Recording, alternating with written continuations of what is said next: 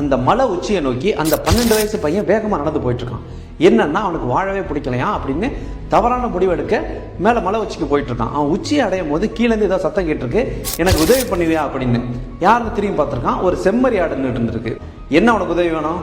இன்னைக்கு எனக்கு ஒரு கொண்டாட்டம் இருக்கு, அந்த கொண்டாட்டத்தில் நீ கலந்துக்க, அப்புறம் உன் முடிவை நீ பார்த்துக்க அப்படின்னோடனே சரி கடைசியா அந்த செம்மறி ஆட்டோட ஆசையை நம்ம நிறைவேற்றுவோம் அப்படின்னு அது பின்னாடியே போயிருக்கான். அது ஒரு குகைக்குள்ள போயிருக்கு, அங்கே ஏகப்பட்ட பழங்கள் இருக்கு, சாப்பிடு அப்படின்னு இருக்கு.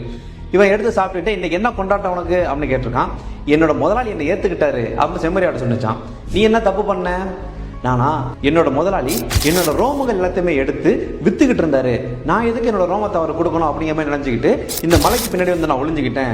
அவர் கண்டிப்பா தேடி இருப்பாரு, அதெல்லாம் தேடினாரு, ஆனால் நான் தான் ஒளிஞ்சுக்கிட்டேன்ல, அவரால் என்னை கண்டுபிடிக்க முடியல. இங்க இருக்கிற காட்டு விலங்குகள்கிட்ட நீ மாட்டிருப்பியே, அதெல்லாம் 4 நாள் சேஃபா தான் இருந்தேன். ஆனா ஒரே ஒரு காட்டு நாய் மட்டும் என்ன வேகமா துரத்திட்டு வந்துச்சு, ஒரு வழியா தப்பிச்சு நான் பாதுகாப்பா வந்துட்டேன். அதுக்கப்புறம் நாளாக என்னோட ரோமங்கள் வளர்ந்துகிட்டே இருந்துச்சு, அதனோட எடையை ரொம்ப அதிகப்படுத்திட்டே இருந்துச்சு. இவன் கேட்டிருக்கான், அப்போ என்னோட முதலாளி கிட்ட போக வேண்டியதானே? எப்படி என்னோட முதலாளி கிட்ட போறது? நான் தான் அவரை ஏமாத்திட்டுல வந்திருக்கேன், அதனால கொஞ்ச நாள் அப்படியே இருந்தேன். அதுக்கப்புறம் போலாம்னு தோணுச்சு, மறுபடியும் என்னோட நண்பர்கள் எல்லாருமே என்னை கிண்டல் பண்ணுவாங்களேன்னு அப்படியே இருந்துட்டேன். மறுபடியும் போலாம்னு தோணுச்சு, எனக்கு என் மேலேயே கோவம் வந்துருச்சு, என் முதலாளியை நான் ஏமாத்திட்டமே அப்படின்னு. அப்புறம் என்னோட இடம் ரொம்ப அதிகமாயிருச்சு, இதுக்கப்புறம் வாழ்றது எனக்கு அர்த்தமே கிடையாது அப்படின்னு சொல்லிட்டு அந்த மலை உச்சியை நோக்கி நான் நடந்து போயிட்டு இருந்தேன். அங்க தற்செயலா வந்த என்னோட முதலாளி என்னை பார்த்துட்டு நீ இங்கேயா இருக்க அப்படின்னு வந்து என்னை இருக்க கட்டிக்கிட்டாரு. எனக்கு அழுகையா வந்துச்சு, நான் அழுவதை பார்த்து அவரும் அழுதாரு. என்கிட்ட வரத்துக்கு உனக்கு என்னடா அப்படிங்கிற மாதிரி என்கிட்ட சொல்லிட்டு ஒரு வண்டியை வச்சு என்னை கீழே எடுத்துட்டு போயிட்டு என்னோட ரோமங்கள் எல்லாத்தையுமே எடுத்து என்னை ரொம்ப இலகுவாக்கிட்டாரு. அந்த கொண்டாட்டத்தை தான் இப்ப நம்ம கொண்டாடிட்டு இருக்கோம். சரி உனக்கு என்ன பிரச்சனை அப்படின்னு கேட்டுச்சான். இவன் சொல்லியிருக்கான், என்னோட வகுப்பாசிரியர் நான் வகுப்பை கவனிக்கல அப்படிங்கிற காரணத்துக்காக என்னை திட்டாரு.